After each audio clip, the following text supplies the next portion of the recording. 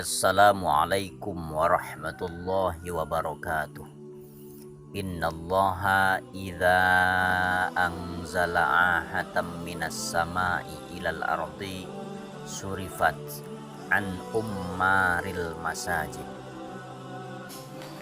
Sesungguhnya Allah Subhanahu wa ta'ala tatkala menurunkan satu penyakit dari langit ke muka bumi, maka ada yang Allah selamatkan, ada yang Allah haramkan untuk menyentuh orang-orang tersebut. Tiada lain adalah ummaril masajid, orang-orang yang memakmurkan masjid. Maka hal tersebut patut kita kaji tentang bagaimana hadis tersebut, kemudian bagaimana penafsiran hadis tersebut. Karena kapasitas kita selaku manusia yang awam tidak mampu untuk membahas dan mengkaji, apalagi menafsirkan hadis yang dikatakan oleh Rasulullah tadi. Tentu kita semua harus membuka tafsir hadisnya. Bagaimana para ulama mufassir hadis membahas dan mengkaji serta menafsirkan hadis tersebut. Hadis tersebut disebutkan di dalam salah satu kitab yang dikarang oleh Syekh Ahmad Abdullah bin Abdullah Adi Al-Jarjuni di dalam karangan kitabnya yang bernama Al-Kamil fi Du'afa'ir Rijal. Kitab tersebut ada 9 jilid, dan hadis itu dikemukakan pada jilid yang ketiga. Dan ternyata Syekh Muhammad Adi Al-Jurjani itu sedang menjelaskan tentang hadis dhaif.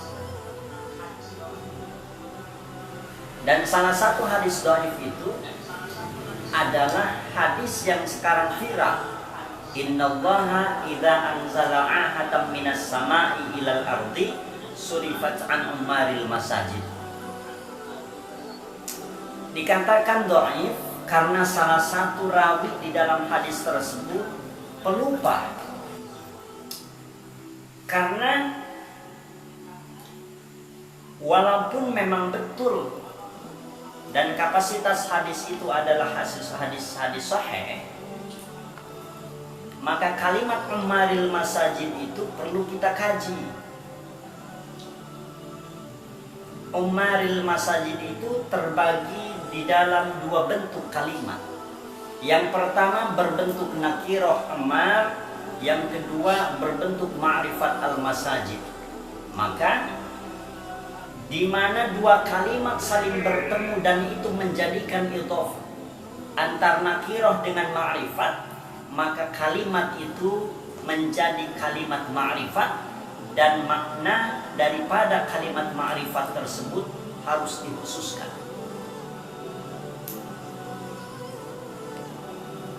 Maka kalimat orang-orang yang memakmurkan masjid, dikarenakan ini berbentuk kalimat ma'rifat, maka makna daripada itu bukan hanya orang-orang yang hadir di masjid, tapi orang-orang yang betul-betul, yang benar-benar takut dan pasrah kepada Allah Subhanahu wa ta'ala. Terkadang orang mengatakan bahwa kita mesti takut kepada Allah, jangan takut kepada virus, jangan takut kepada wabah, tapi takutlah kepada Allah. Itu adalah kalimat yang sangat betul, sangat benar. Tapi orang yang layak untuk menyampaikan kalimat tersebut adalah orang-orang yang sepenuh hatinya taat dan takut kepada Allah Subhanahu wa ta'ala.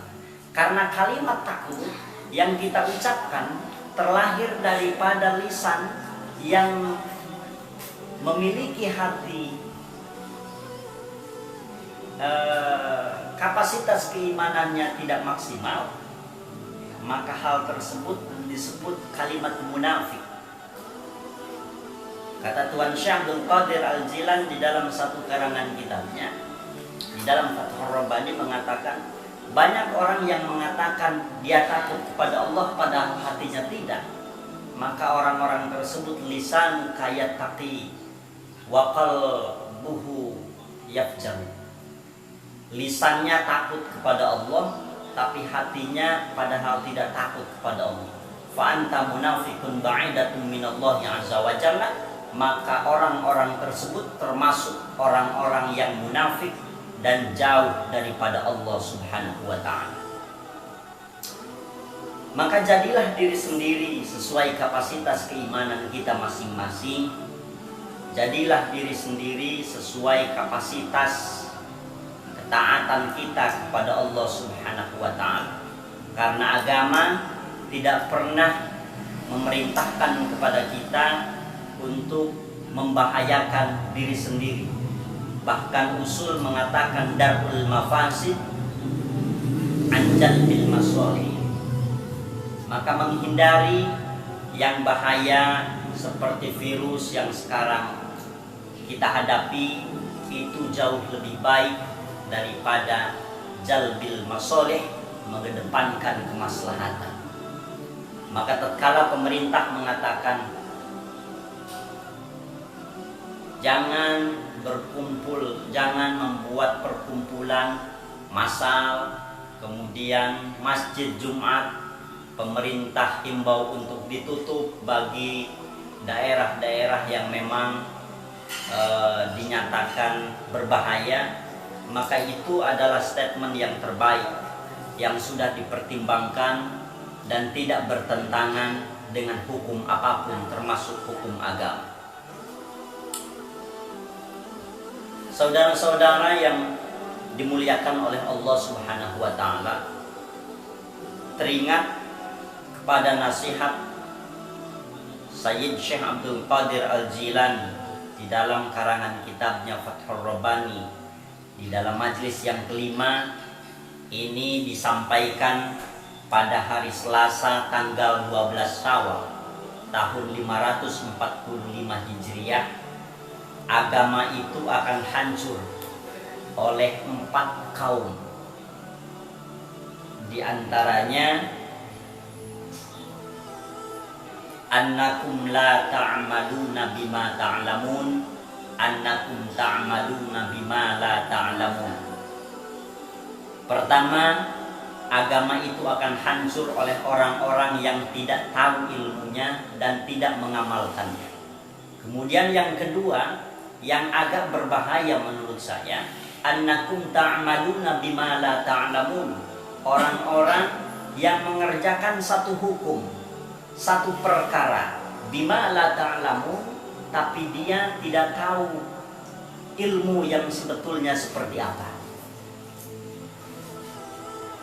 Maka tatkala kita membahas innallaha idza anzala ahatan minas sama'i ilal ardi surifat an umaril masajid, ini perlu kita suguhkan, ini perlu kita tanyakan kepada orang-orang yang memang faham betul terhadap kalimat tersebut.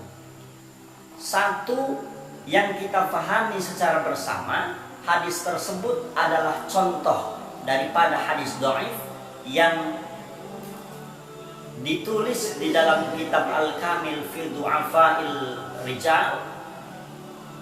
Itu adalah hadis dhaif. Dan walaupun memang itu hadis, karena kapasitas hadis dhaif itu di atas ijma, di atas qaul ulama, maka kalimat umaril masajid ini perlu ditafsirkan betul-betul.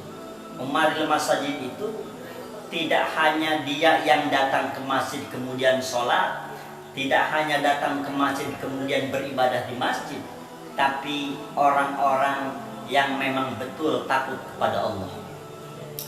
Kata ulama mengatakan man khafallah akhafa kulla syai'.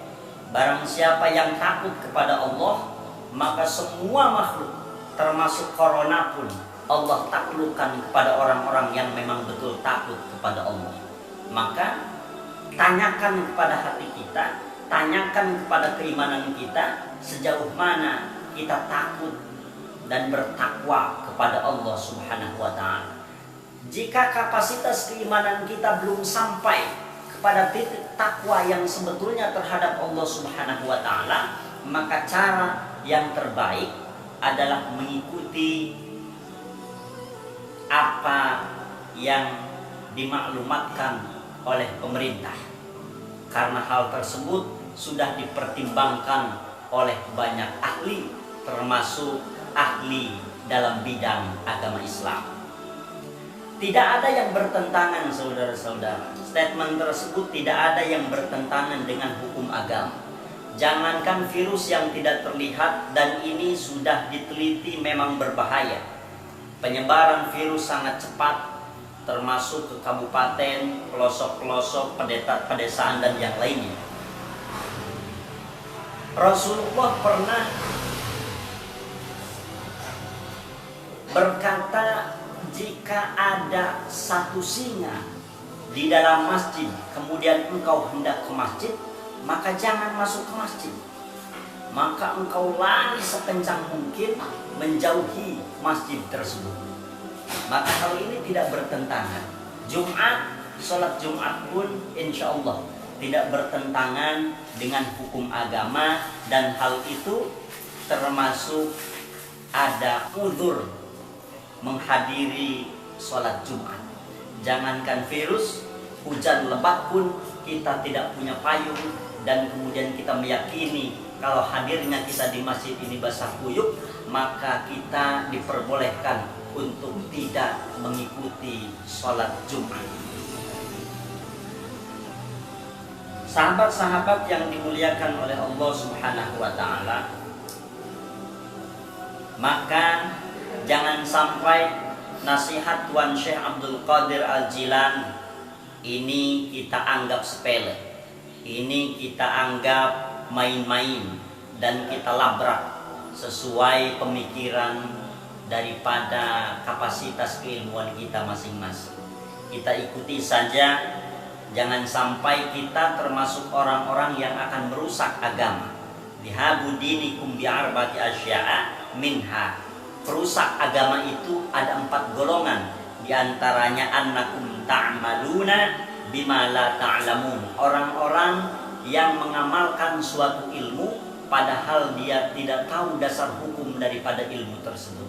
Maka untuk menghadapi virus yang sekarang mewabah di Indonesia, di negeri kita tercinta, sebaik-baiknya cara bagi kita, maka ikuti maklumat dari pemerintah, karena hal itu sudah dipertimbangkan dan insya Allah tidak bertentangan dengan hukum agama kita. Hadirin yang dimuliakan oleh Allah Subhanahu wa Ta'ala, kita harus pertimbangkan secara bijak. Kita harus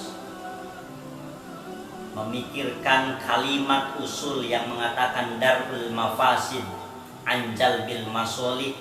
Kita harus berpikir tentang annakum ta'maluna bima la ta'lamun dan yang lain sebagainya.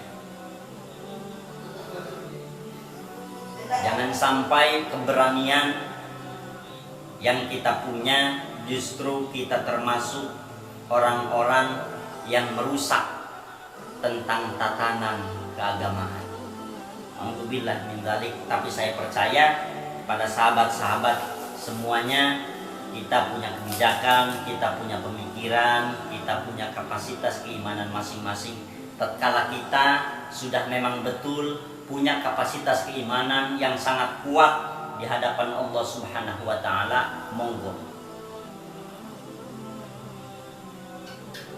Namun jikalau ada sisi keraguan di dalam hati kita terhadap hal tersebut, maka alangkah lebih baiknya kita bijak di dalam bersikap dan menghadapi virus yang sedang mewabah di negeri kita. Itu mungkin prolog tentang kalimat dan hadis yang saat ini sangat viral menurut saya. Di mana-mana di Facebook, di Instagram dan yang lainnya, semua orang mengupload hadis tersebut.